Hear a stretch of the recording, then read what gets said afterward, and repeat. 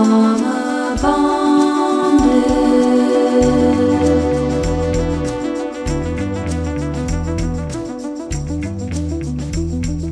Welcome to our podcast. I'm Jess. I'm Mandy. And we are Drama Bonded. And today we are in our happy place talking about Bachelor in Paradise, cover some Big Brother, and wrap up the Valley. Which we've never talked about Big Brother on the podcast yet, so I'm really excited. I'm really excited too. Before we get into anything, any life updates, any candy, anything worth mentioning? What's good? I've been working a new job, so that's always an adventure. Actually, my manager listened to our podcast. So, wow. Hello. Shout out to TJ and his wife, Amy, who like the shows we like. That's amazing. That's so fun. I know, but the job's going well. It's just an adjustment, as is starting any new job. How are you? How are you feeling? I am okay. So I had shoulder surgery at the end of April, and now on Tuesday, this past week, I had hip surgery. And I'm definitely over all of it. Like, I just want to feel better and lift heavy weights, but I have to be patient. And I really thought, like, my hip was a lot easier than my shoulder. And in my mind, I'm like, I'm going to hit on my protein. I'm going to do, like, my 5 PT sessions a day. It's going to be awesome. And then, like, no, I'm in bed eating crackers and drinking Sprite. Like, can't even stay awake. But the last couple of days, I've felt so much better. So I'm feeling a lot more hopeful about building back up. So it'll be good. It just, Hell yeah. It's a rough season, but it's just a season. So. And also, the hard part is now behind you, and you can start like slowly rebuilding and exactly, like feeling more like yourself. My hip is good. I woke up from surgery and just immediately can tell how much, like, because to not have your femur rubbing against your pelvic bone is amazing. So I do know that, like, yeah, the surgery was honestly the worst part. And I think getting ready for surgery was the worst part too. So yeah, definitely out the other side. So. Well, I'm so glad that you are feeling good enough for us to talk today. I know. I am too. Because yeah, the last few days definitely wouldn't happen. But here we are. So pumped. Should we get into Bachelor in Paradise? Almost paradise. Yes, let's do it. How do you feel about the remix of that song? Was it you that told me you didn't like it? Well, I just feel like one of the best things about Paradise is how silly and campy it is. Yes. And the intro, like, really kind of set the tone for the show. And I think it helped us not really take all of the bullshit too seriously. Mm-hmm. I also think production in the past did a good job. And they're doing it in a new way. But in the old Paradise, I think production did a good job of kind of interweaving these inside jokes or kind of like making fun of some of the contestants. And I don't know. I just think that the show is finding its footing. I do like a lot of the changes on the new show. Mm-hmm. That being said, I miss the campiness of the intro. And I do think that it is feeling both a little overproduced and underproduced simultaneously. I can see that. I do appreciate that the chyrons are back. They're not quite a chyron, but like deaded man walking for Dale was pretty funny. Those are very clever. Yeah, I'm glad they're back too.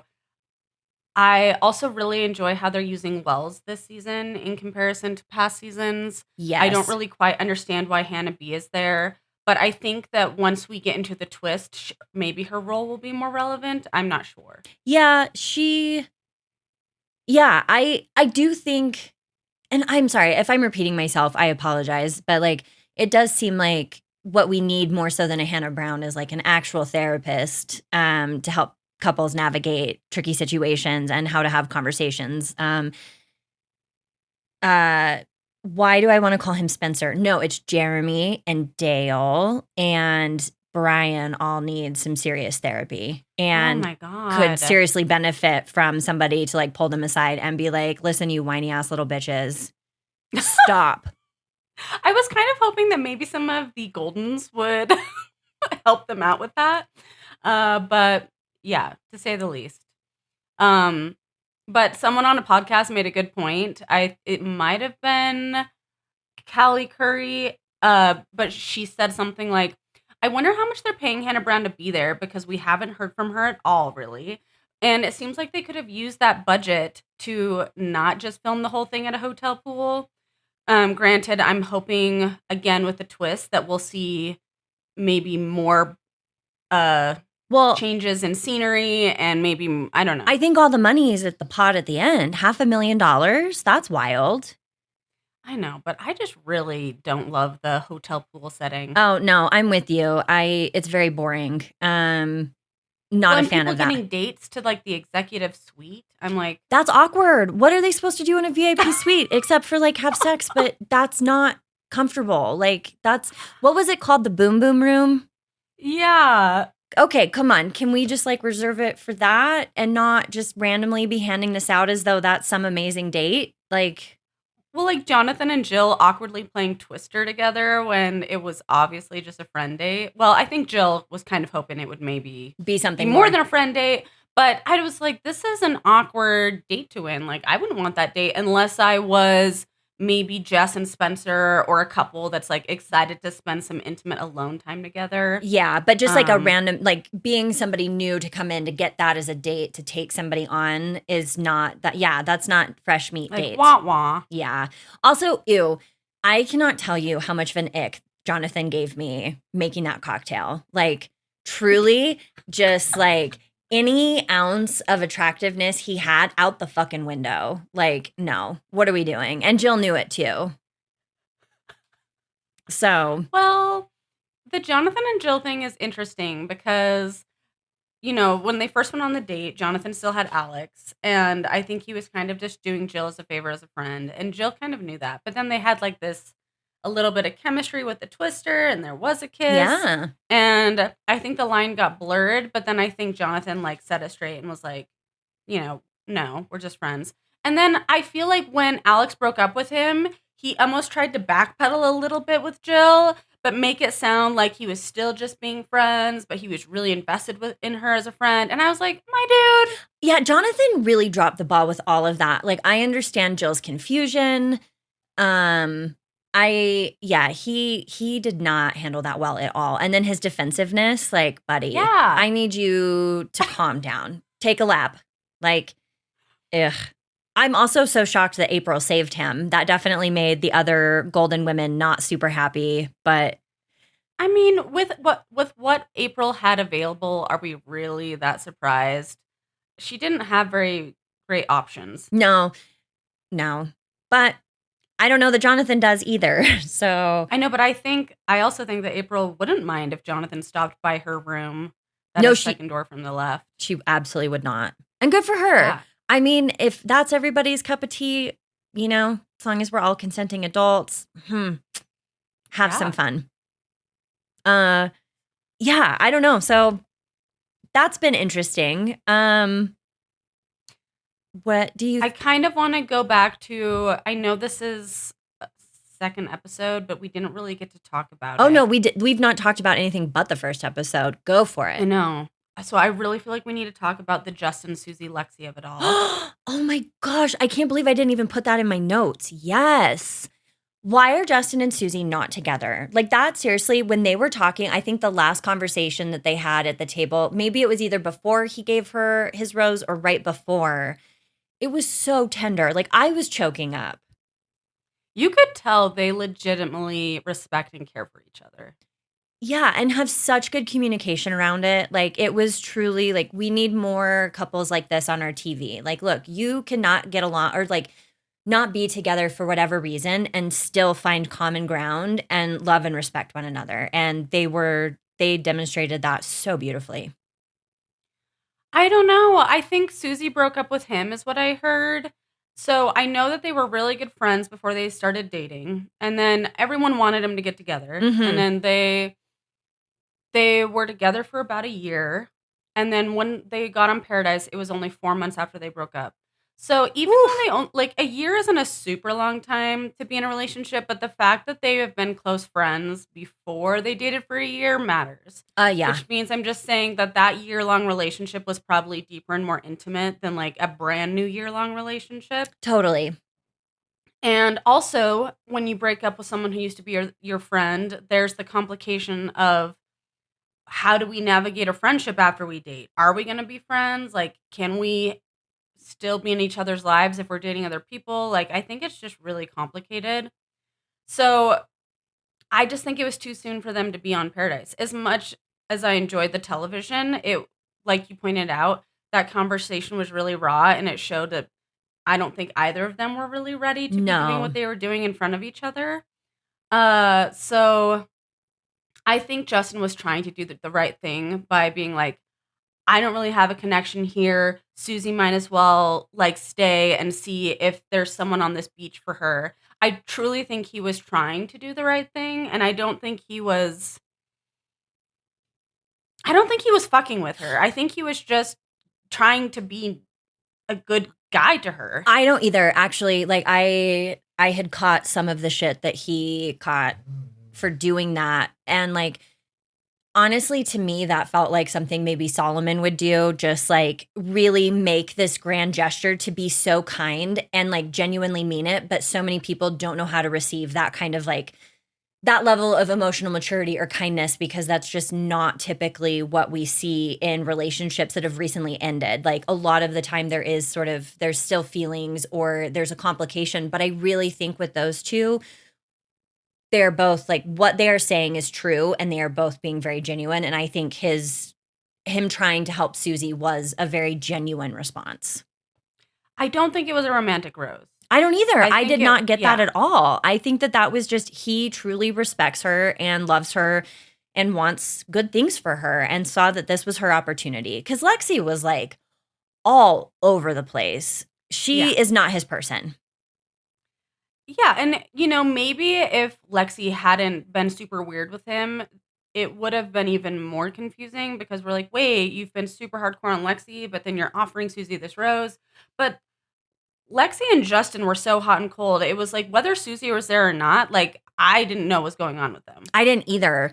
And I don't know if you've seen anything, like people have screenshotted their conversations outside of Bachelor in Paradise. And like Lexi is just, girl, move on, please. Like she's not reading the room. She's not giving Justin credit. It's just, and I don't want to stick up for men in a lot of situations, but in this case, like I think she just needs to stop. He was not trying to pull one over on her. Like she made it weird. He saw an opportunity to do something for somebody that he swore to be friends with and protect. He did that thing, and that's that. Like Lexi had no part in that sense. Yes. And Lexi also self-eliminated from Joey's season, right? Because of their timeline differences. Oh, yes. And Lexi is dating to like find a partner, find a husband, have a man that she can quickly start having babies with. Yeah. And Justin said in an interview somewhere that they were having conversations, and another reason why she didn't want to date him is like he didn't live in the same area as she did. And so it was going beyond what even we were seeing. Right. You know what I mean? And so I think also Justin just got out of a serious relationship. I don't think he's looking to like find his wife tomorrow like Lexi is. Right. And I do think he's there open and willing to date and see what happens. Yeah. But yeah, they were just very mismatched. So I think that whole thing, that was such rapid fire. Like, holy shit. Oh my God. Okay. Susie just got here. Okay. Susie's leaving. Lexi's gone too. And then Justin's going like, damn, you guys. Okay. This is a really good transition into one of my complaints of this season is while there are so many things I'm appreciating about the changes they've made on the show, one of the things I'm really struggling with is how many people they're eliminating so quickly. Because there are seasons where we go like 2 weeks without getting any rose ceremony. We don't need one every episode. Like nothing is developing. I don't know. I think it would have done Bailey more of a service for Susie to feel like she could have stayed or not had just to not have had that rose ceremony and watch Jeremy move like the slimy little worm that he is. Yes. I just feel like in the past, I think there's maybe been only 1 or 2 people that go home in a rose ceremony, but now we're seeing like 4 or 5 people go home in a rose ceremony. And I think we need less people going home so that we have more just kind of loose connections, handing out roses. So it maintains some of these love triangles, like the Jeremy, Susie, Bailey, like what I feel like there was another one, like the Dale, Kat, Allie Joe. He called her I kinda- JoJo, though, by the way, which really made me laugh. Did you catch that? I didn't. Right after they kissed, he's like, something about JoJo. And I was just like, that's not her name, but okay. But But do you think it was like supposed to be a cute nickname? no, Oh.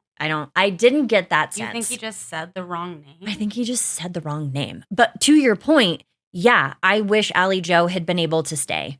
I think that would, because Kat should also not be with Dale, and I hate this for Kat. And Allie Joe staying would have shown Kat, like, no, this man also is a slippery little weasel, and you don't want anything to do with him. Yeah. I just think, well, and even the whole, after the first episode, the whole thing with Sam taking Jess on a date. Yes. Like now we don't even see Jess and Spencer because they're so locked in with each other. But what if Sam had stuck around for another week and we had a little bit more back and forth with Jess? Absolutely.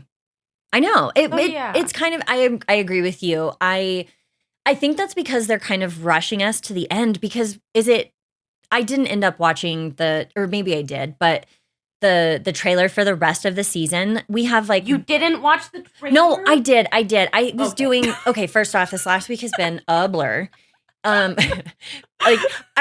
So what I'm understanding, I think, is that we get one more rose ceremony or something, and then everything is like, everybody's kind of locked in, and like that feels too soon. The whole point of Paradise 2 is that it is messy up until like, what, maybe a week or two left? Do we only have a week or two left? I just feel like it's moved at such a fast pace that it had potential, but so much of it, unless this back half like really delivers, for me, this is not a successful season.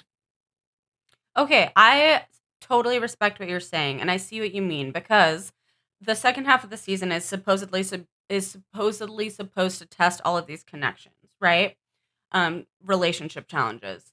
And right now, I don't think any of the couples are really in a place that are ready to be tested. Jess and Spencer are.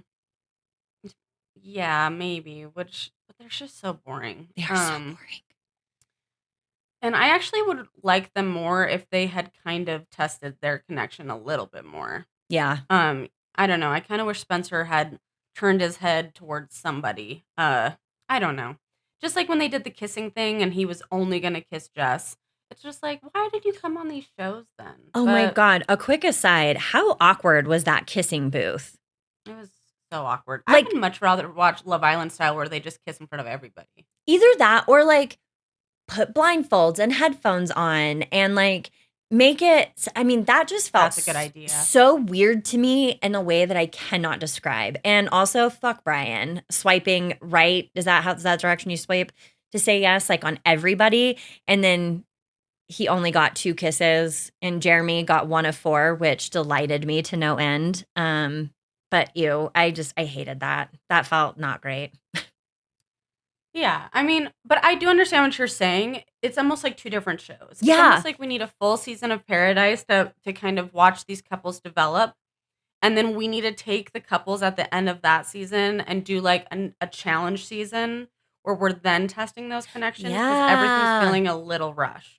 Yes, I think that's where I'm at. And like maybe this would have been a better show to have a full season. Like if we can't have The Bachelorette, fine, but then give us a full-blown season of Paradise and like let us have that build up. And then I don't know, I guess those seasons aren't very long anymore. They're like 10, maybe 12 episodes. I don't know how long Paradise is this year. Do you know? No. But yeah, I don't know. But I'm also excited because Survivor-esque challenges with these couples, this is going to be such a hot mess. They're finally doing what we have wanted them to do. Yeah. So, did anybody reach out to us to give us, our compensation for that? Because I'm pretty sure we have been saying that this whole time. So we do have a podcast email. Yeah. Hi. Hello. We'll take our compensation and like however you want to deliver that. That was us. We told them to do that.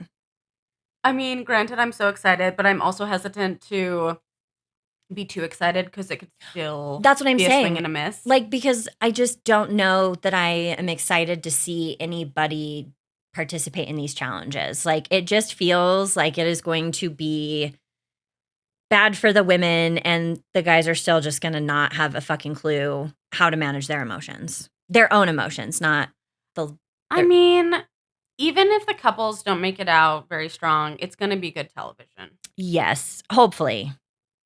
Hopefully. And I do think that $500,000 That's so much is a money. good chunk of money. Dude, you only win $750,000 for going into the Big Brother house for like 3 months. And these guys Well, you get only to win $100,000 on Love Island. yeah, so $500,000, like damn, that's. And I want to know, is it going to be elimination style, or not elimination style, but like how they do it on Love Island, where the two couples at the end get an envelope and one person gets the money, the other person doesn't, and then they can choose to take the money and run or split that it. started on Bachelor, right? No.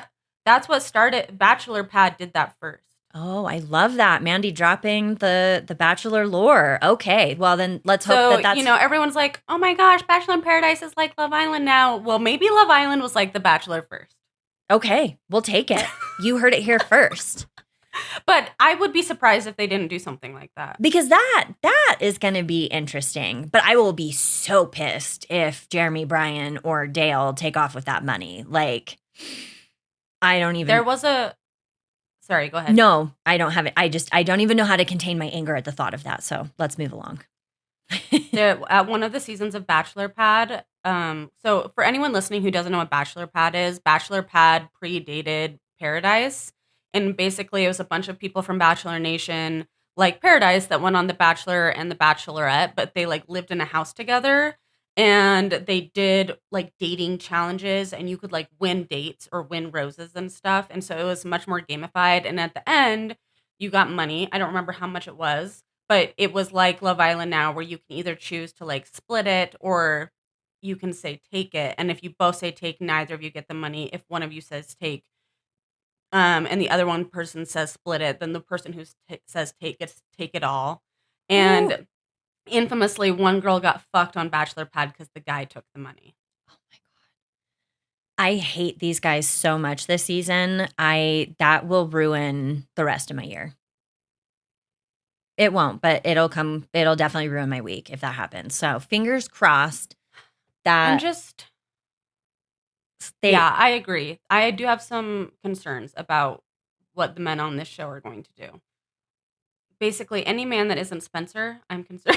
Yeah, I could see Jonathan maybe doing the right thing. Okay, that's true. Jonathan isn't too bad. He's got a couple red flags, but Dale, Brian, and Jeremy, like countless. Can't even keep track anymore. Loser behavior. Speaking of the Jeremy of it all, we have to kind of break down the Jeremy Susie Bailey thing. Holy shit. Jeremy spiraling because Andrew comes in right after he had given Bailey his rose. And Bailey says yes to a date with Andrew because why wouldn't you? Like, Jeremy's exploring, so why can Bailey not explore? But then proceeds to have like DEFCON 5 level meltdown. Yeah, a tantrum, just full blown a tantrum. My question is, I don't know what time of day this was, but do you think he was really intoxicated? Not that I'm saying that's an excuse, but I'm wondering, like, how does he justify that behavior? I don't know. I ended up having to take a little bit of a break from Instagram for the next like little while. So I haven't been able to like get on their Instagram accounts to see if like Jeremy's maybe saying anything about this behavior. But like, I don't know, because that really felt like such a 180 for him. I'm stunned. And that's disgusting behavior. And like, yeah, just like, was he drunk? Like, I don't know. And you're right. Either way, it doesn't justify it, but it's still just like unhinged. So his excuse was, he went on the date with Susie, Mm-hmm. but before the rose ceremony, him and Bailey, who had been, at this point, I don't know, they'd been on the beach a week. I don't even know. But him and Bailey had spent way more time together. And before the rose ceremony, she said, like, I don't know. I think she probably said something like, I only want to be with you. Or she really reassured him, basically. And so this is the part that's confusing, Because it's like, did he just give Bailey a rose because he felt like Bailey would for sure give him a rose the next week? Was it like rose insurance? Um, or I just don't really understand where the breakdown was, because then when she says, "Hey, like Andrew asked me on a date, I think I'm gonna go," and he's like, "I feel like you're misleading me," Oh my God. Yeah. and it's like, you went on a date with Susie, I think literally the day before, and while she said those things, like you guys, I don't, to my knowledge, haven't had a conversation about being exclusive, or in Love Island terms, like Closed off.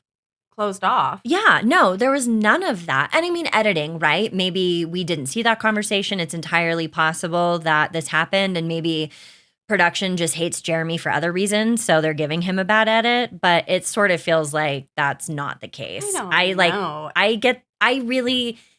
The things he's doing and saying and the way he's moving just really screams, Well, even the way he was talking to production. yeah, get Susie on the phone. Sir, what? You don't get to make demands like that. That's Yeah, now. Get Susie on the phone now. ew. Ew. I can't believe I ever thought that man was attractive. Ugh, gross. And then he doesn't tell her. So Bailey comes back from her date. And has no idea. But Alex knows about that phone call and has not. And Alex is Bailey's friend. I know. So here's the thing. And I want to talk about this a little bit. I know that Alex has ADHD and is on the beach without her medication. And like I fully understand that it probably is very overwhelming. Things are coming at you a million miles an hour. She's Why got doesn't her she have her medication? I don't know if it's a matter of like she forgot it or isn't allowed to have it. It's a controlled substance. So like it could just be that like they don't want you having Adderall on the beach, you know? Unfortunately, just kind of the nature of things. But I don't know if that's the case. But so I just trying to understand, maybe Alex didn't clock it because she was so smitten with Andrew, and it sort of just like glossed over her. But I feel like that's such a juicy piece of tea. I think you're trying really hard to give Alex a lot of credit. But like, I'm really bummed that she did not tell Bailey. I hate that. I like would have like turned my ass and ran full speed to like go find Bailey. Like, Oh, you and I 1,000% would have done that for each other. yeah, I I would have called you on the date with Andrew and been like, "Bitch, you need to get back here." Yes, yes. Like, I would do that for a lesser friend, even. Like, that's Yeah. wild. And like, so I guess I saw the preview. I guess I did watch the preview. It ends up being Brian, it looks like, that maybe tells her. But like, why is it not Alex? Like, I'm really kind of stunned that that conversation has not been brought up by anybody to Bailey yet. That is so concerning to me. I agree. I am also confused. I really like Alex, and so on the one hand, I'm disappointed just because you know, woman friend to woman friend, that's something that Bailey should be told. Yeah. The only thing that I could say is maybe it's production being like, "Don't tell her yet." Uh, But fuck Which- production then, you that know? actually doesn't quite make sense, because I think it would be better television in the heat of the moment to just be like, "Hey, this happened," and then kind of like have Bailey come in with her emotions from this morning, still being upset about her hurting Jeremy, and then suddenly find out that he's like calling Susie, and then be like, "Why was I crying over you?" If you're like immediately trying to get Susie back on the beach, like, I don't know. It just seemed like an opportunity missed. Yes. Granted, I am glad that someone is going to tell her and it will be addressed. It almost feels like it's going to feel like not as big of a deal because it happened a while ago, and I don't love that aspect of it. I don't either. I feel like it makes Bailey look like an idiot, and she's not. Like, to be clear, in no way, shape, or form is she. Like, but I hate that that puts her in that position of just looking stupid. And fuck Jeremy, production. Honestly, also a little bit Alex too, for like not telling her. I just, Yeah, I agree. I don't know. That's kind of like been hanging over me as I watch this, and I'm not loving it. So, Or how bad it's going to be when she watches it back and sees how aggressive and desperate he was and how upset he was. Yes. Ew. And she's so fun and cute and just she's got such a good head on her shoulders. Like the way she responded to him going on a date with Susie versus the way he responded to her going on a date with Andrew, night and day difference. And those things are important to know. Bailey's response to that was so hot. I was just like, Jeremy, marry that woman now. Like the fact that she's just like, yeah, go Well, see. because she's confident in what she has to offer and he's insecure. Ew. Insecure men are the worst. Ugh. Well, insecure anybody, but in this instance, these dudes killing me. Yeah. We got to talk about Kat and Dale. Kat and Dale. Okay. I am so behind on lingo, but I just have a feeling that Dale is also not the person that we should be getting slang from, right? Because, like, what even is deaded? I am with Kat. And then he said it one more time, and I thought she was going to just eviscerate him. And she didn't. I feel like either Kat has grown a lot as a person since being on Paradise last time, or she's at least a lot more self-aware. Yeah, hopefully a little bit of both. I'm impressed how she was able to navigate this dumpster fire of a conversation. Mm-hmm. And I feel like Dale actually made everything worse than what it was. Yeah. And like, to be clear, Dale didn't do anything wrong. They're not closed off. That is the name of the game. Make out with people, test your connections, but then be honest with your main squeeze. Like, you have to just especially communicate. Kat made it sound like they had a conversation where they were just going to be open about it with each other. And I don't think we necessarily were privy to that conversation or how it went down. But the fact that they have been kind of locked in on each other, had a conversation about like, yeah, let's just, communicate and be on the same page. And yeah, I'm sure she wouldn't be thrilled hearing that he kissed Allie Joe before the rose ceremony. But I think it's always better to just tell her then than like her point. When were you going to tell me? Like, I'm going to watch this back and that's when I'm going to find out. And he's like, oh, no, I was going to tell you. I was going to tell you. Like, cricket, when? Yeah, and what's so frustrating too is like Kat's talking about like a bigger point. It is so less about him making out with Allie Joe as it is his unwillingness to communicate in a timely fashion, but then also a total unwillingness to like take responsibility for how that made Kat feel to like have that information withheld. And for him to still not be to not take any accountability for that. Like Kat wasn't even trying to get on him for making out. It was more like, why, yeah, you didn't communicate this to me. And that makes me nervous because if you can't even talk about this and we run into something even harder down the road, you're not going to show up for that conversation because you can't even show up for this one. And he just like is so incapable of being like, I deaded it. Just move past it. I deaded it. And it's like, fucking Dale, that's not what she's talking about anymore. Like you are missing the forest through the trees here.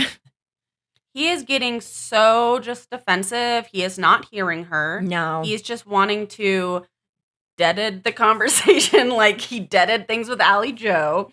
And I think, yeah, like you're saying, like Kat is just wanting to be heard and for him to take accountability and be like, hey, like can we move better in the future because this made me feel this way. And he is just getting super defensive. And then when he starts for lack of a better word, gaslighting her he and did. being like, you remind me of my ex. He starts making her seem like she's the problem. Yeah, there's nothing to see here. Why is she making something into a big deal? And like that is by like acting as though nothing has happened and she's just pulled this problem out of thin air and there's nothing. And then he was like obsessed with the timing before the rose ceremony and how that was shitty. So yeah, he's like, Allie Joe's in here. Like, what's the problem? I chose you. And she's like, okay, that's not the actual problem. Will you listen to what I'm saying? And he just could not. And then when she was like flirting with Jonathan, it's like, yes, give Jonathan the rose. Like, even if it's just a friend rose, get that man out of here. Yes. And especially like, I'm sorry, Dale's on the older end of things. If Dale does not have his shit together by now, Dale's probably not going to have his shit together. I think at least some of these guys have the excuse, some, very few, of being young. And everybody, you and I were probably, I was very immature and stupid, like you learn a lot as you age. And so there is a learning curve to this, but Dale should have hit some learning curves already. Dale is 36. Holy shit. Yeah, that's a problem. Dale is just a walking red flag. Ew. Kat Well, deserves so he much was better. trying to make it about like we come from different backgrounds and da da da da. Ew, yeah, where women in your family apparently just have to shove all their problems under a rug and get over it. Like, Dale, let's break that one down a little bit. That's fucked. We call that misogyny. Yeah, I was not surprised but bummed that Kat did end up giving Dale her rose. Me too. And then afterwards, she like tries to make a joke about the deaded thing, and he immediately is kind of not treating her well. No. And not receiving her joke and not having fun with it after she just saved his ass. So I think this week is going to be interesting with the Dale and Kat of it all. Yeah, I kind of hate it. I want better for Kat. Her and Jonathan are actually really cute together. I don't hate that. I don't hate that at all. But she's not into Jonathan. He's also, I think, been friend zoned by Kat. I mean, is there anything you want to say about the Goldens? It's weird to watch old men flirt. But I do think that it's been fun. The Goldens are hilarious. I'm happy for them. They brought a lot of good energy. Kathy is so funny. April is wild. I feel bad for the guy who serviced, that was his term, the two women. And just like RJ, like, what a boss. And he went home. Oh, you feel bad that he went home? I do. I Me kind of too. feel like I he liked was him as well. I did too. I thought he was really nice and like seemed to have the right intentions for wanting to be there. He didn't move in any weird way. I loved it, and I'm sad that he's gone. Well, Natasha was gunning for Gary, and Gary apparently is gunning for Leslie. Leslie. So, and now they only have 3 men and too many women. And I'm like, come on, production, bring in a couple guys to. Yeah, where we know they exist. Come on. So I don't know. I hope good things for the Goldens, but I don't know. It's not looking great.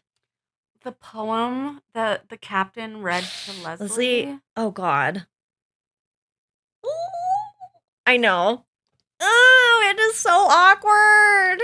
It makes me want to crawl out of my skin because it seems like so earnest and pure, but he does not pick up on social cues. No, he does not. And like also not very good at giving them, like he was rubbing April's shoulders and being very affectionate with her. And then like on a dime was like, nope, not it. Oh yeah, he dropped her fast. Like a hot potato.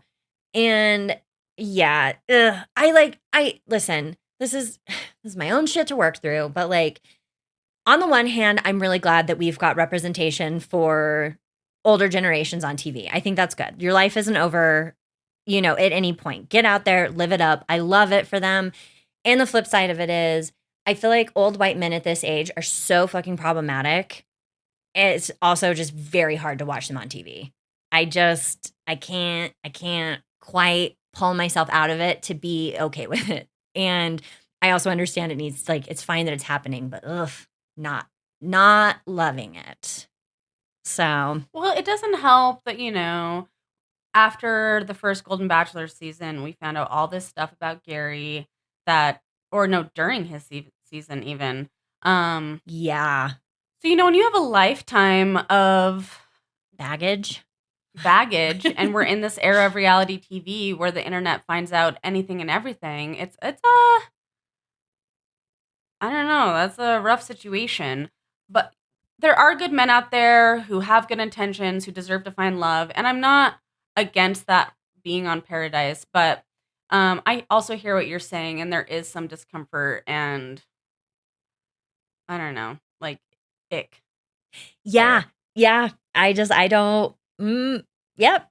Because like I liked Gary and Leslie's date, like I liked watching Kathy and Keith in the suite, like Her giving with him their shit for weird- cheating also made me laugh. Love that. That's right, Kathy. Hold him to it.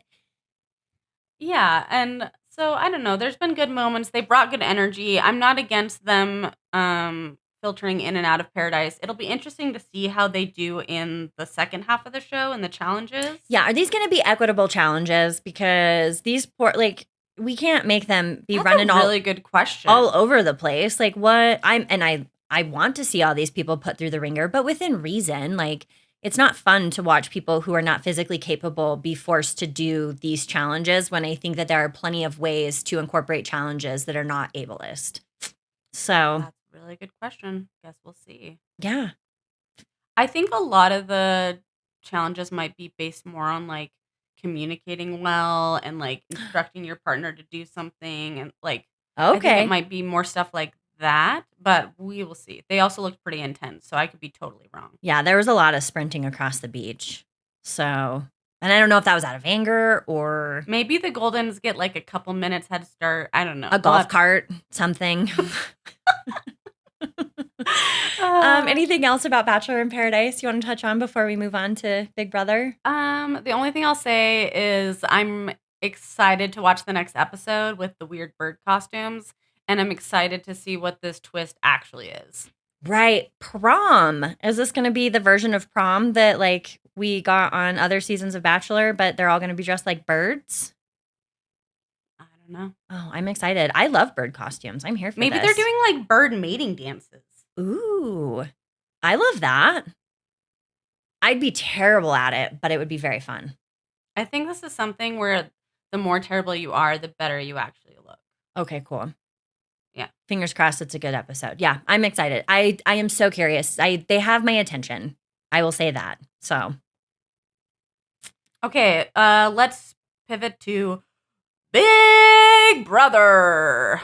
yeah, I won't do that too, but that's every time it starts, Saul and I both do that back and forth like 5 times until we feel like we have copied that voice. Let's hear I want to hear your version. Big Brother. That was good.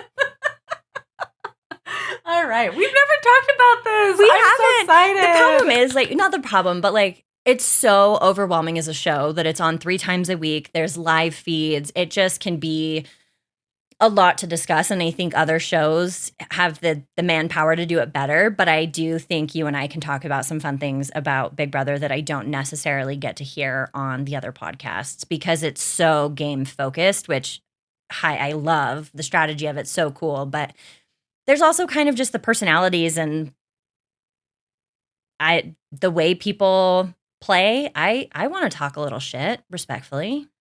Yeah, I think we've always shied away from covering it because in the past we have tried to do more of a recap podcast. Yeah. And it's too much television to really truly recap. And on top of what we're seeing on television, Jess is definitely more involved in the live feeds. There's just so much content to stay on top of all the time if you're accurately going to represent this show. And we just don't have the manpower or the time and energy to do that. But we love talking about it with each other. So we want to share that with you. Yeah. This season so far has been pretty interesting. I think it's always an adjustment period to get used to the cast. And the first couple of weeks, like obviously people filter out. And so I think the show doesn't really start taking off until like week 3 or 4. And we're just starting week 3.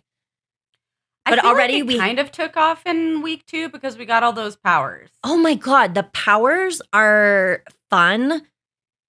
And also like too much. I don't always remember Big Brother having this many powers, but I think that's what Rachel was talking about. I kind of, in a way though, it's good because it's shaking things up a little bit. I do think it keeps things fresh because otherwise the premise is literally people are in a house cut off from the outside world for 3 months. Like, so having things change is helpful. Plus you've got people who come in thinking that they know the game. And I think that this derails that a little bit. So it prevents people from being able to just like topple all the structures and come out like king of the hill just because they know how the game works. Expect the unexpected. Yeah. I just have to get this off my chest.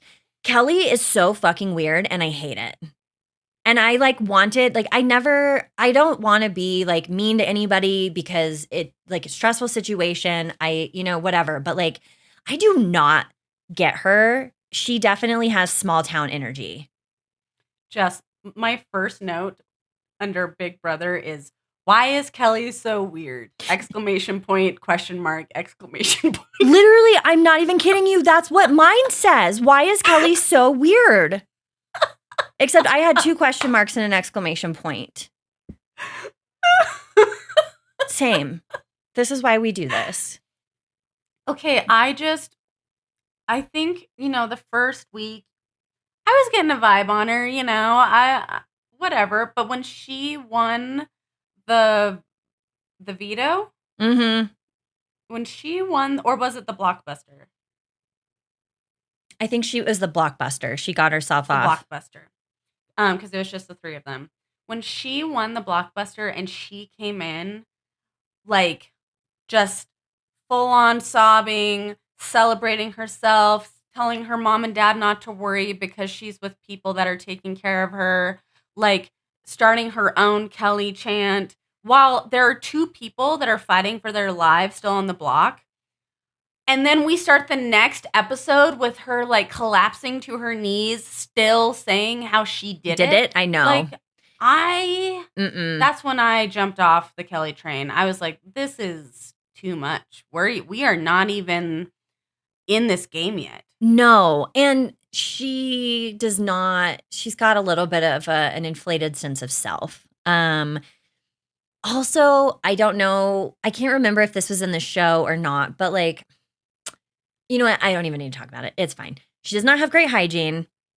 That's weird. That's also kind of another bizarre thing to just be talking about. Kelly, do you know that you are on live feeds? And even though they are not on 24/7 as they are claimed to be, they are on for 80% of the time.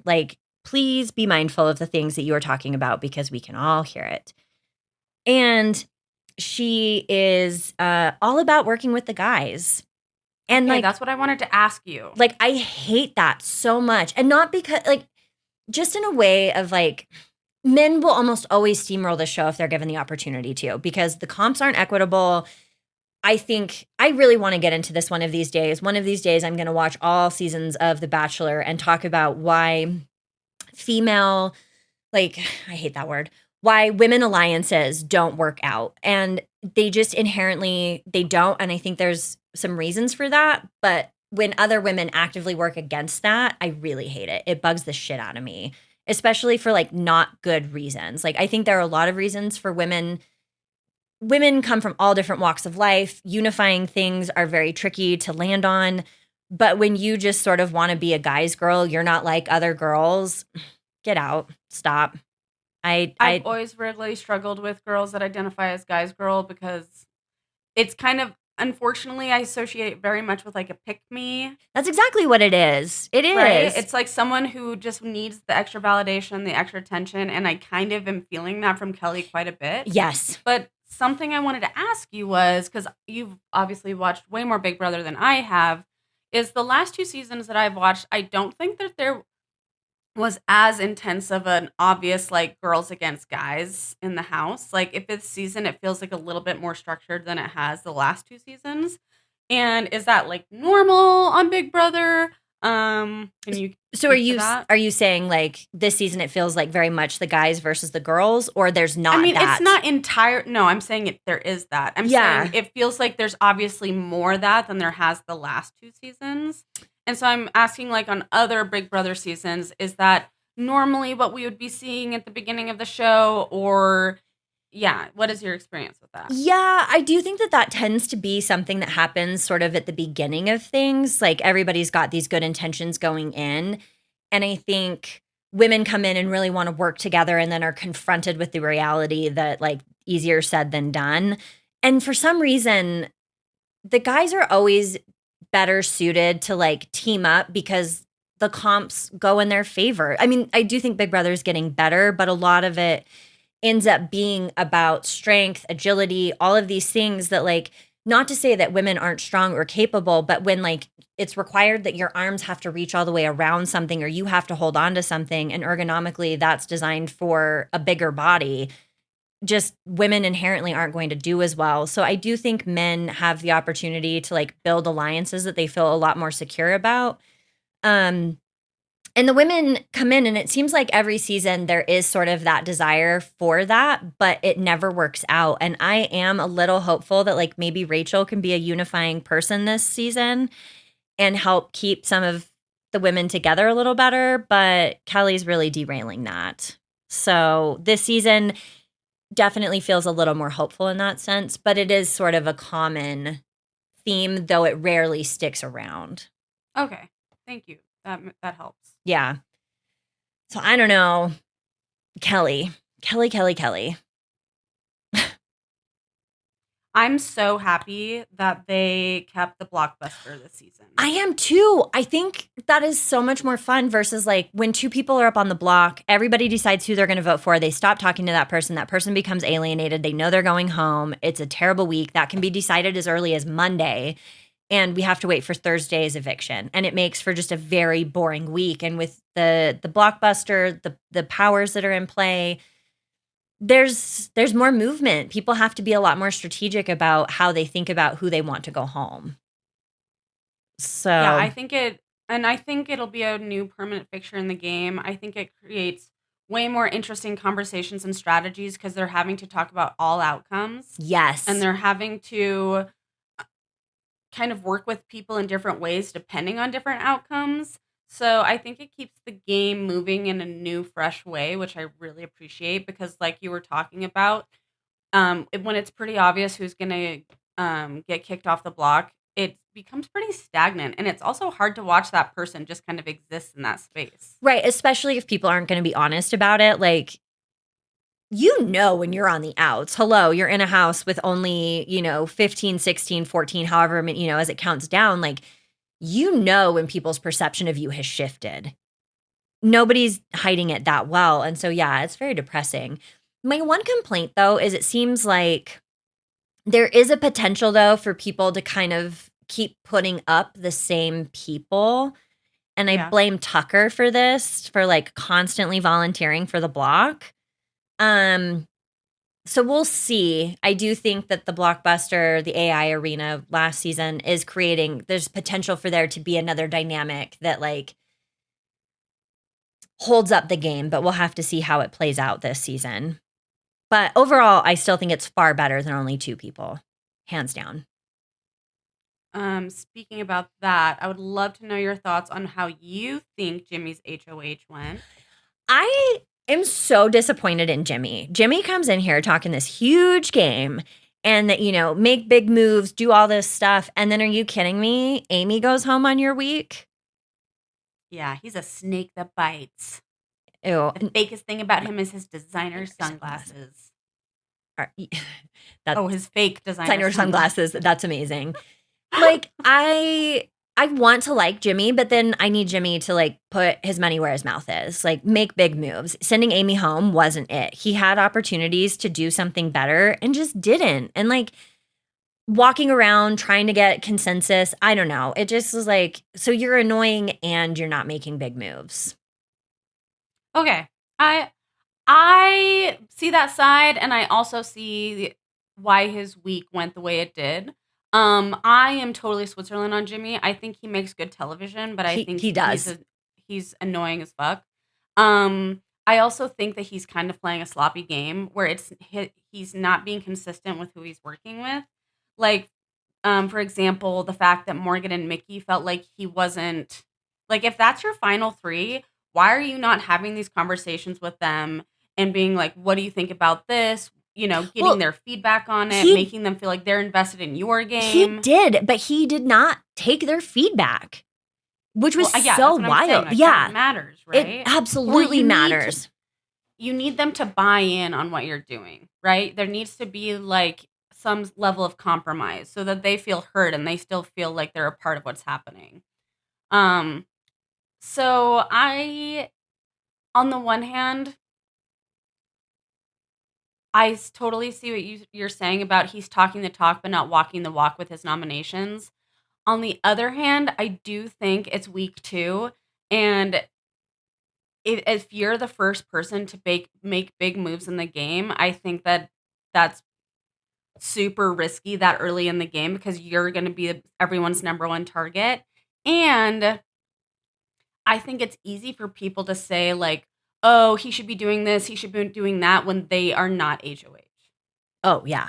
It's way easy to backseat HOH than it is to actually be HOH, for sure. Yeah. No, and I agree with all of that. Like, it's more just his energy coming into it. I expected, wanted, hoped for more. No, I do.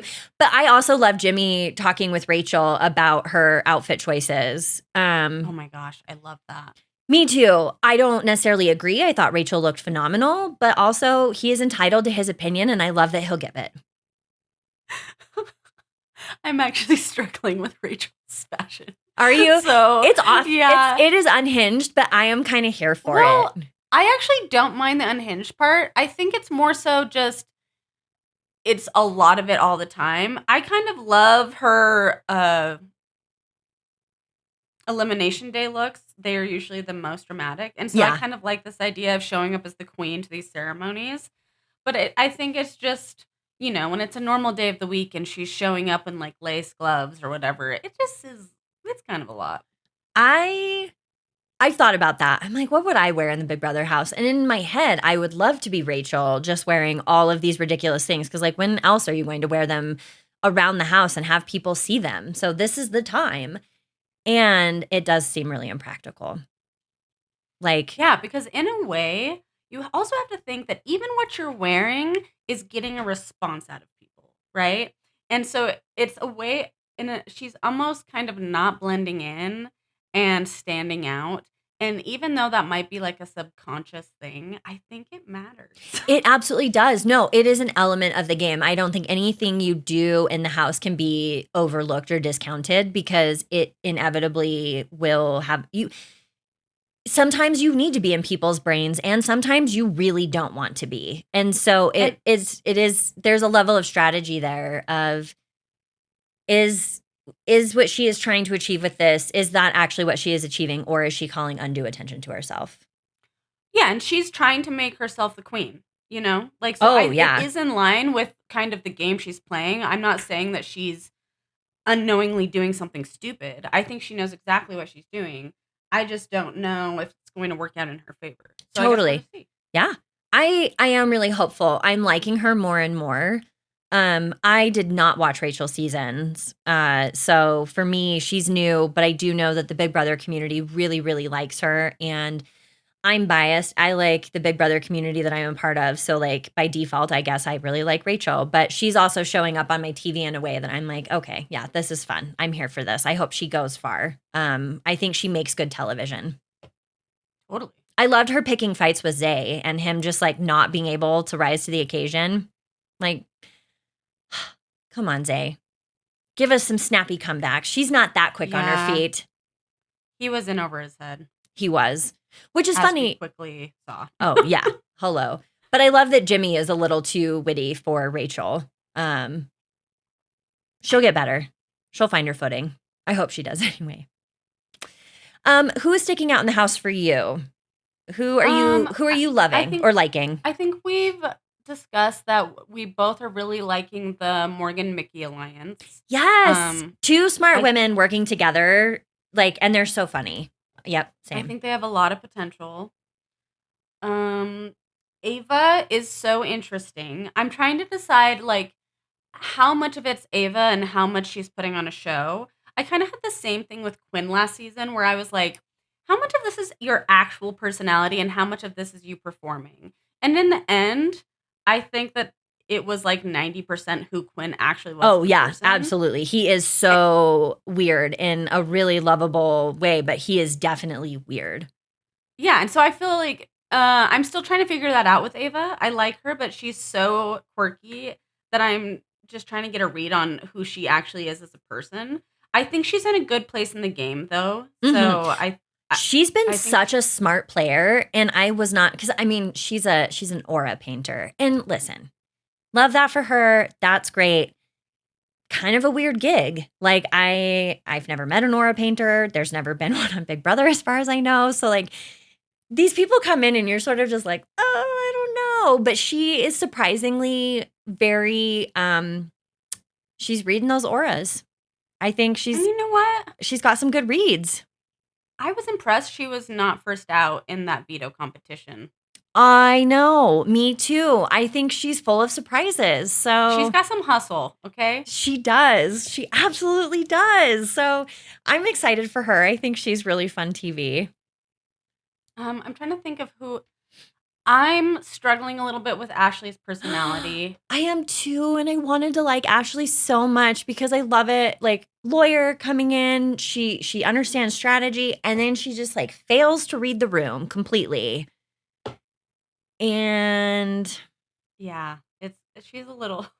I can't because I listened to the live feed, so it's like a little bit of a spoiler for the upcoming week, so I can't speak to it. But next time we talk about Ashley, Okay. there's some There's things some that heat there. we've got to discuss where I'm just like she has made a problem out of nothing. So and it has nothing to do with her. She should have just minded her own business, you know? So yeah, Ashley's a wild card. I don't know how she's going to do. Hopefully she figures it out, but I don't know. Sometimes people do and sometimes people don't. I'm trying to think. Let's see, guys. I understand why Keanu's kind of constantly visiting the blog. It seems like a lot of people in the house have a hard time with him just from like a social interaction. He also struggles. And like I also was excited about him. I'm like a dungeon master. This is so fun. Like D&D, he's named after Keanu Reeves from Bill and Ted's Excellent Adventure. Like this is a fun guy. And then he gets in the house and I'm just like, oh, buddy, you I don't think have kind one of like good read. Ashley. I Yeah. think like Ashley, he's also lacking self-awareness. And no good reads. Like he just Yeah.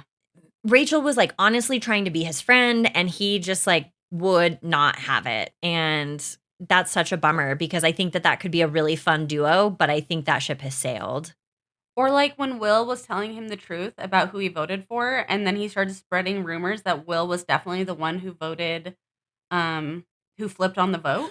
But everybody knows that Will also voted for Amy. Or not Will, excuse me, Keanu. Like it's the worst kept secret ever.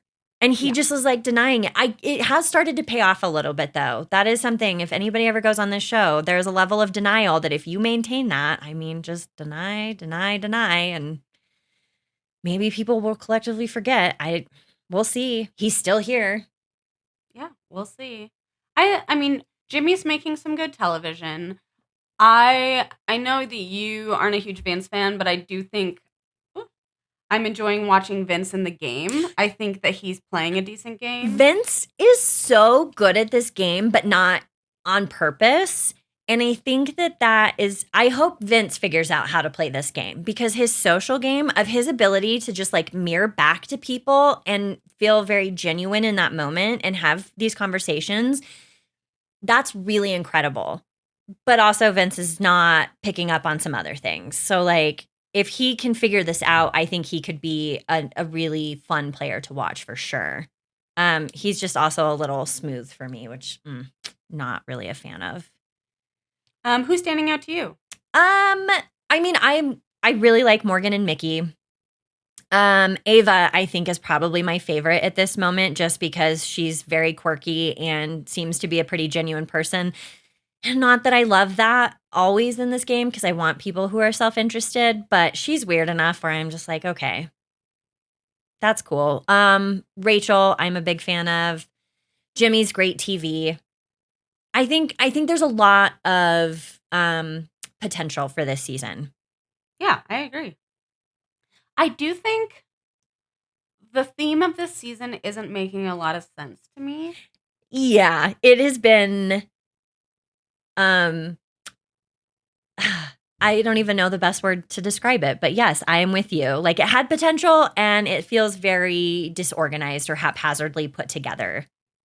I know I've only watched 2 full seasons of Big Brother, but in both of those seasons, the themes were so strongly interwoven throughout the entire thing. Like, even when there was gaps in the theme, at least it was, like, a part of the theme, right? Yeah.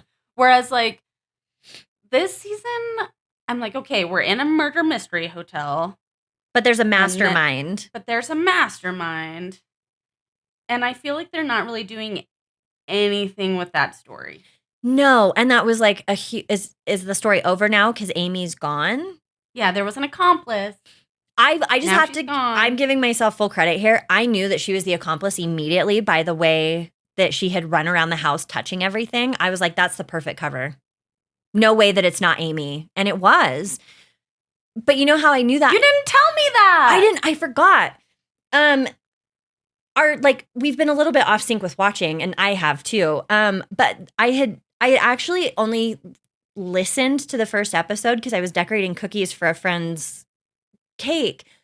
And just listening to her, I knew that. I was like, it's got to be Amy. Like the way that she kind of lost her shit over the plates, the wallpaper, this, that, all of that. I'm like, she's touching everything.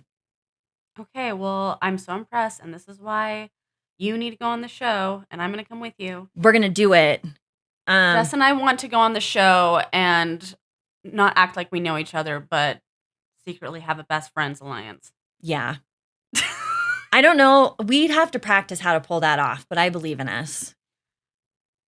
Well, we just have to act like we don't really like each other. Yeah. We have to just be threatened by each other because we're both so awesome. You know I what love mean? it. Yeah. Both into. So we have to kind of own be Kellys towards each other. That'd be hard, but yeah, I think it could be fun. Of course, we've added ourselves on a podcast now, so people will know that. But we won't know everyone in the house. That's true. Oh yeah, actually, they're gonna research, so we just blew it. Well, no, I don't think you actually know who you're on with until you're sequestered. So, in that sense, I think we're okay. Oh, okay. Well, then we're fine. We're fine. Cover not blown. Anything else you want to talk about, Big Brother? No, not at the moment. Just I think we're cooking, and it'll be. I'm hopeful. It can always turn into like a steamroll, but I do think the third person is kind of preventing that. These powers are kind of playing a role. So, and comps are getting a little more equitable. Like we are seeing more women winning things out front. So hopefully the season continues to be good. The last thing I want to say is, even though Casey was just showing up for the veto competition. Oh my God, yes. I loved seeing that small woman beat Adrian in that sprint for the end. Hell yeah, that was incredible. Broad jumps. Everybody needs to be doing their broad jumps. I loved hearing her say, like, give me a race, like, don't let go. Yeah. She's like, yes, you are a badass. It made me want to go back and watch her season. I know. It's always fun when people want to be competitive and don't just like want to have something handed over to them. And that, like, I think you probably are somebody who, like, you talking about your CrossFit experience, like I know that you also really like can dig deep with that competitiveness. Like that adds a little bit of like fire under your ass to like do even better. And it's always really fun to watch those people compete because they like the competition of it, you know? And like that's cool. That's so fun to watch. So yeah, I agree. Yeah. Good. Love seeing a small woman beat a man in a competition. Fuck yeah. Oh boy. All right. Even though it was for Keanu, and I honestly would have been fine if Keanu went home. So that was the downside of that. Anyways, okay, let's just touch on the Valley. Yeah, the Valley. Woo-hoo. That Zen party went south so fast. Yeah, we saw the finale, which included a huge, massive finger air quotes Zen party. I love that the show also was kind of making fun of that with like all of the like kaleidoscope kind of like, woo, like really? Like, yeah, no, this group cannot be Zen. No amount of crystals are going to save these people. No, and I did think it was kind of great how some of the crystals were a little shady, and then some of the other crystals were actually like genuine, really nice tributes. Yeah, like I think that the one she gave to Jesse was actually genuine. I do too. Jesse choked up reading that. That was tender. And I mean, it's kind of a bummer. You don't watch the after show, right? Oh, I haven't. I usually do, but I haven't had time. In the after show, Michelle does kind of speak to the fact that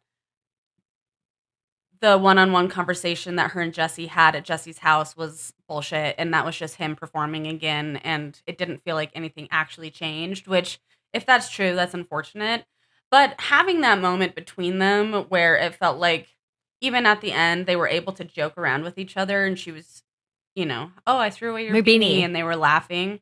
I don't know, I think it's hard when you can tell that despite how much they struggle with each other and how much resentment and disrespect is there, there's also this like small foundation of like at one time they were in love and they do share a daughter together, and that whole Yeah. thing is also just really sad. Yeah, Jesse spoke to that like ultimately the only person that comes out losing from this situation is Isabella, and I think that that's right. And it's good that he has that awareness, but I hope it's genuine.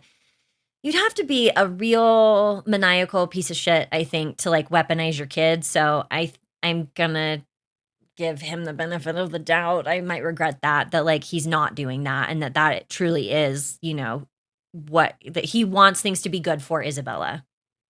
And hopefully And legitimately good. maybe it'll just take more time, you know?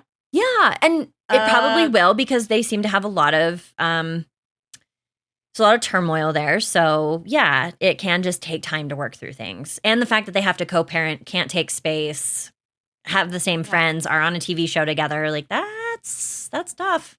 That's messy. So messy. I was shocked to find out that Brittany and Jax's mortgage is $17,000 a month. Well, and the fact that happened because when they got married, he had like $1.2 million of debt from not paying his taxes.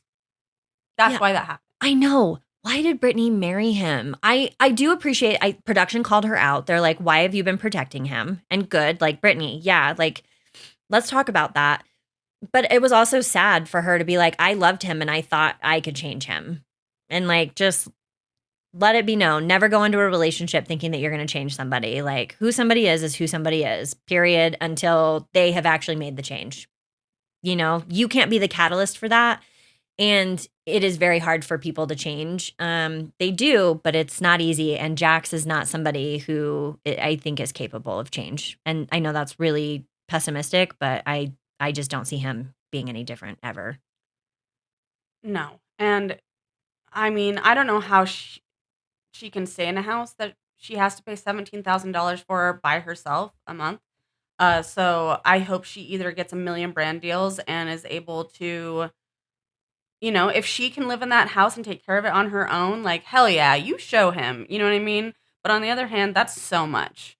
Like all of that financial responsibility with no support from your ex-husband, a child who is struggling with some development stuff and going through a divorce, like that's a lot. That is, I don't know. Yeah, I find that to be really, like, maybe you guys need to sell that house. It sucks that she took on Jax's debt. Like, I don't know how that's all going to work out. I hated Jax being like, you're so mean to me. I'm like, shut up. Oh my gosh. Or when he says things like, this was the last 10 years of my life. Like, I just didn't think you'd get over it that soon. Like, he's literally flipping it back on her. And she's not getting over it. She's having to move on because in the last 10 years, Jax has not shown that he is capable of change. Yep. Hoo. He did close his bar. He says it was his own choice. I doubt it. No, I'm sure after, well, and I don't know how much of this was out there before the show, but in the finale, Danny like yells like, yeah, and you're sleeping with your staff. And yeah. There's cameras. There's cameras. Nia, you said that. Yep, that's exactly how Nia said it too. But if that's allegedly true, I wonder if that's also maybe one of the. So it was never Jax's bar. He never put money into. It was bar. A pop-up bar. It was just him lending his name to it. Is that? Yeah, it was like two investors created this sports bar, and they thought that like having Jax's name on it would bring a bunch of fans to the bar. Yeah, and then it turns out that they went to bed with, I don't know, Stassi's the devil. But yeah, Jax is worse than the devil. Jax, I don't know what Jax is, but Jax is terrible, terrible human being. So yeah, they got out of that pretty quick. Him I- coming after Danny was so cringy to Have me. you ever witnessed so much projection in your life? No. Like that was truly. And don't get me wrong, like I have issues with Danny. Oh, I do too. I think that that's something that has to be talked about too, because like that is its own very problematic thing. However, Jax is not the person to confront that, and the things that he confronted Danny about were all things that Jax needs to fucking figure out for himself. And oh my gosh, yeah, it was wild. And he just didn't want to be the fuck up anymore. He wanted all of the targets to be on Danny and like, look at Danny's problem. Look at, he's good now, but he's going to be drunk again next week. And it's like, okay, well, you comparing Danny's issues to your issues it's like not even on the same plane of existence. Not even a little bit. I'm not going to say Danny's innocent, but we've also seen Danny take accountability for what he did, apologize, apparently address some of these things in therapy. He didn't drink in Hawaii. He hasn't been drinking at the thing since. And, who knows? Danny could be drinking. But he's outside also of making that. things good with Jasmine and Ashley. Like he's doing at least like, it's not really for us to decide if he's done enough because we aren't the people that he laid hands Right. on, but he is seemingly doing a lot more than Jax and Jasmine and her girl. Is it Ashley? Are like Melissa. Sorry, Jasmine and Melissa seem like they are okay with Danny right now, and like that just kind of has to be that, And the fact that Jax is like ostracizing Danny from the group because of his, I don't know. I truly think it's like he's taking out his experience on Danny. Oh, like, yeah. Well, I was ostracized being in the rehab treatment. So yeah, I think you're right. I think it's 1,000% it's projection. It was so cringe to watch. Oh, I hated it. I had to like start doing something else. I'm like, I can't just watch this happen. Like I gotta like do some dishes, wipe my counters. Like, I don't know. I can't just watch Jax do this. This is so bad. Also, how much Zach lost it on Brittany. And at the end there, like really going off on Janet too. Like that whole thing devolved. Like what happened? Well, Zach was super shit-faced. Okay, that had to be the case. Zach was so drunk. Oh, I hated that. I mean, I'm not really surprised because, and we can speak about the Brittany and Janet and Zach triangle. I think, okay, so basically, I think that Brittany protects Janet in the ways she used to protect Jax. Yes. Where I think that she kind of shows up in her friendship with Janet, where Janet is a more difficult person, a more toxic person. I think Brittany kind of has to show up and put more work into that relationship and kind of like regulate that person's emotions more. Yeah. And I think it kind of puts her in this position to just feel like she's always kind of like a support person in this person's space. And also, I think Brittany's really not confrontational. And so Not at she all. avoids conflict. I mean, we see her be confrontational with Jax, but I think that's different because very different. That's your partner. Yeah. Well, and the things he's done to her, like that. Yeah, the Right. transgressions But, are like, there. In the history of VPR and the Valley, Brittany is not a very confrontational person. No. And she kind of just wants to be friends with everybody and have a good time. I think that, on the other hand, I think Zach is always kind of like showing up for Brittany and like legitimately cares for Brittany and is like Brittany. And I think that while that's also on Zach for kind of just willingly always showing up for that person and not always expecting them to do the same, I think that there's a deep hurt there because he's like, I always show up for you. I'm one of your best friends, but I see you putting like more time, more effort and energy into your friendship with Janet and she's not as good a friend to you. Yeah. And so, and then also there's that layer of like Zach and Janet have beef. Oh, right? Yeah. And so it's like, well, it's and with Kristen really, too in there. Oh yeah, Kristen too. But I think it's really hurtful for Zach, who's like also been hurt by Janet, to see Brittany just try to play this Switzerland role. But even in Switzerland, in Zach's eyes, Brittany is like showing up more for Janet than she is for him. Yeah. And I do think that that's true. And I think that's a really interesting call out on Brittany that like she clearly, and this is something I hope she's addressing in therapy, gets help with, but like, why are you attracted to toxic people? Why are you attracted to people who require this level of work for you or this level of buy-in from you when you've got friends like Zach and Kristen who will just show up for you and will be your friend through whatever without all of the like horse and pony show of it. But yeah, Brittany does really seem like that's something that that is how Brittany feels connection. Like that to Brittany, that speaks to Brittany's soul more so than just having tried and true easy friends. Yeah. At least that's how I see it. No, I think that's really valid. I feel like obviously not to the extreme that Zach is taking things, but I definitely tend to fall more on the Zach side of things of just like for better, most of the time worse. I think for me, I definitely am not able to remain neutral in things, but I can see like I don't know. It's complicated. Man, friendships, relationships, all of it's so tricky, but like I kind of get to like see everybody's perspective, but I definitely feel for Zach in this and like I can tell that he's really hurt. Yeah, and like the way he acted at the Zen party was not excusable. Oh no, but that was deplorable behavior. the reason why I say I'm not surprised is throughout the season we keep seeing hints of Zach feeling this way. Like he jokes about it, or he'll even like he'll just like say it straight up, like you support Janet more than me. I don't know. Like right? No, he did. He had that talk with Brittany by the pool where he was like, "You let Janet come between us," and yeah. And so he has these moments where he's like, "This is like how I feel," and he wants Brittany to hear him and help. And I think he feels like all of these vulnerable conversations are kind of going on deaf ears. And I think that stuff just like builds and builds inside of you. And then all of a sudden one night you're really intoxicated. And dude, that's just like lighting a match and putting it in gasoline. Oh, yeah. Because you have no inhibitions. You are ready to scream your truth.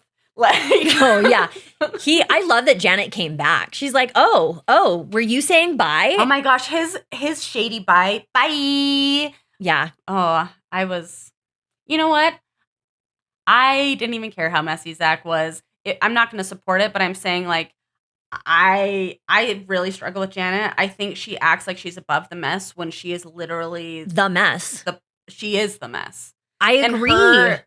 Her not drink, her saying like, I'm not going to drink at the party because I know I'm going to yell at those people, and acting like she's better than everyone, allowing her husband to like fight her fights for her, and her just wanting to walk away and leave. Especially when she stirs the pot. Like you were stirring the pot and then pretending like you didn't just do that. Like, yeah. And yes, Janet bugs the absolute shit out of me, probably more than anybody else in this show. Well, I don't know. Jax is pretty high up there too, but I think she is really not a kind person at all. Like she's in it for herself. I do think her and Jason's relationship is sweet. Like I think that they like each other and that's kind of fun. But then her with her friends, I just, no, not here for it.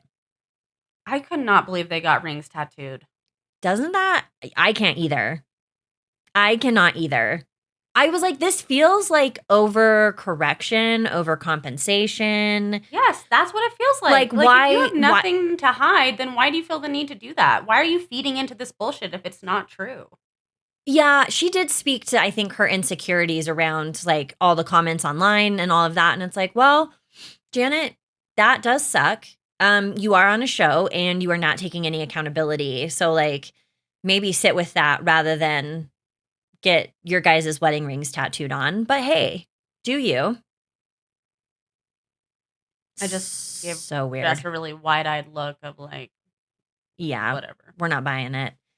The only other thing that I think I kind of, well, we don't have like a ton of time and we don't need to get into it, but like I'm a little sad for Nia and like her plastic surgery journey and being so devastated by what the doctor had to say. I hate that. That hurt my heart for her. I think she's beautiful, saggy boobs and all. Like, can we please just let women age and let their bodies be what they are? We don't all need to look like we're 20. But also, if she wants to have that work done, it's fine. She can, but I hate how much like the surgeon being like, well, these won't be quick fixes. In her mind, she's like, oh, my body's so bad, it's so extreme. And it's like, well, no, it just is a little more than what you were hoping for. It's not a reflection of you. So Oh yeah, no, I agree. And since she's had a fourth child, so we know she decided to get pregnant and not get the mommy makeover yet. yeah. Um, but yeah, I think that that's been kind of a consistent theme with Nia is like her kind of struggling with this duality of like loving being a mom and having all these little kids, but also like being this pageant queen where her Yeah. entire like her job is coaching women in pageants. And so I think when you associate when so much of your identity is around a thing and you work in that thing and you're on TV, I think I can see how it would be almost impossible to not feel really tied to that idea of what your image should be. It's kind of like if you were a fitness instructor and you were really out of shape, which is like there can be amazing people who are out of shape who can be incredible coaches. So first of all, I just want to name that. Yeah. But I'm saying that there is a stigma around like unless you look a certain way, Oh, for how can you sure. coach someone else do it? Yep, that definitely exists. I guess, and it's more so less about like Nia herself as much as it just like makes me really sad. You know, we saw Vanna on this season of Love Island with all of her work done at 21 years old, and it just feels like some of this is just getting very out of control in a way that is not helping women move forward from being pigeonholed into like what beauty is. And Oh yeah, I agree. I hate that there's not more like instead we want to shit on the women for getting plastic surgery rather than evaluating like why are they feeling compelled to do these really drastic things. Like let's talk about that thing, not the women themselves. And it just I don't know. That's probably a conversation for another time because I think we could spend hours on that, but it hurts my heart. And I was sad for Nia to kind of like for then her to take what the surgeon was saying as like means that like her body's that far gone. And it's like no, it just that's not it at all. But that was her perception of it, and that was hard to watch. That made me sad. Yeah, I agree. And unfortunately, yeah, I think we should talk about that another time when we have more time. But I think social media changed the landscape of how, Oh my god, yeah. women already were comparing themselves to other women. But then when you have access to Right. It used so to many just be people magazines, and you know, we so many, yeah. yeah, it's not just magazines and television anymore. Now you are constantly being bombarded with how women should look in like every access point of your life. Right. This is what I look like in the kitchen making a smoothie. Like Yeah, how? exactly. Wow. Um, Anything else with the Valley? let's talk about Sheena's book next time. Yeah, Because I do want to talk about Sheena's book. Sheena. Holy shit. Yeah, we do need to talk about that next time. Yes, added to our list of things. Okay, this was such a fun episode. So fun. I loved it. I'm so glad we have two great shows to talk about. I love that we're kind of just flowing and it feels much more naturally our conversation, which is why we started this podcast in the first place. Yeah, we weren't made for recapping episodes. We were made to just give our full unabashed opinions about what we're watching on television. So this is definitely playing to our strengths. Should I be watching the past season's cast of Love Island in their new show? How's that going? Is that worth discussing? It's not very good, but if I have nothing else to watch and I'm cleaning my kitchen, that's basically when I have turned it on. Okay. And I think that's what it's good for. Okay. I will say that PPG is just living their best life. I love that for them. I will say that the Janae and Kenny dynamic seems a little strained to me, but Serena and Cordell, so cute together, so happy. Leia and Miguel look like they're gonna get married. Like they also like would who have would've thought? I know that's so I honestly wild to thought me. like a month after the villa they'll be out. So maybe we can talk a little bit about that next time and some Love Island updates because well I guess we'll have Valley reunion, but we won't cover as much on the reunion. Oh yeah, the Valley reunion. The Valley's getting a 3-part reunion. They basically went from no reunion to a 3-part reunion, and in Bravo, like the most watched shows and the most dramatic shows get 3-part reunion. Summer House only gets a 2-part reunion, and Summer House has 10 seasons. Well, didn't Scandival? That was the only way that we got a 3-part reunion for VPR. So yeah. Yeah. So the fact that Valley season 2 is getting a 3-part reunion is pretty wild. Juicy. Hopefully it's good. Oh, and then we have to end on the fact that Jax isn't going to be on season 3. Thank God. So we can also talk. We have too many things to talk about. Let's talk about that as well. Yeah. We'll be back in a couple weeks. We're kind of on an every other week schedule. And we always love to hear from you. We have an email address, dramabonded@gmail.com. Let us know your thoughts. Also, I think a lot of our friends watch this. So, text us. Let us know. Ooh, and anytime you give us a good review, it helps immensely because we're just a little, teeny tiny little podcast that needs some teeny tiny teeth. Yeah, we need a boost. Apple is the place to review us, I think. Man, I have hiccups. Apple's the place to review us. That would be super helpful. And, word of mouth. So, yeah. Anyways, love you guys. Thanks. Bye. Bye. Drama Bonded is produced and hosted by Mandy Booth and Jessica Brumbaugh. Graphic designer is Pigeon House. Thank you.